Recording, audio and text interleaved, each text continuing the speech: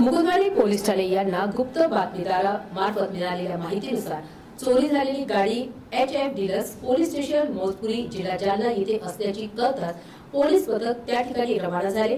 नमूद गुन्ह्यातील गाडी अजय विजय वाकडे नामक इसमाने चोरी केली असून गाडी चोर अजय याला सापळावून सातारा परिसरातून ताब्यात घेऊन कौशल्यपूर्ण रीतीने सखोल विचारपूस केली असता त्याने विविध परिसरातील मोटरसायकल चोरी केल्याबाबत कबुली दिली। एकूण 6 लाख रुपये किमतीच्या 11 मोटरसायकल पोलिसांनी त्याच्याकडून हस्तगत केल्या आहेत।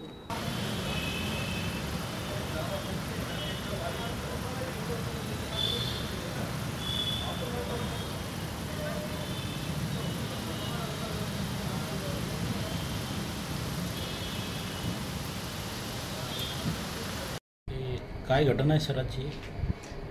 गेली मुकुंदवाडी पोलीस ठाण्यामध्ये गुन्हा नंबर 250/2024 एक चोरीचा गुन्हा होता। त्यामध्ये HF डिलक्स मोटरसायकल चोरी झाली होती। आमची DB आणि आमचे इंचार्जनी ते फोन एनालिसिस करून त्यांच्या पथकाने माहिती काढली तर एक आरोपी ज्याचं नाव आहे अजय विकास वाकडे त्याला आम्ही अटक केलेला आहे। काल 3 तारीखला आम्ही त्याला अटक केलेला आहे।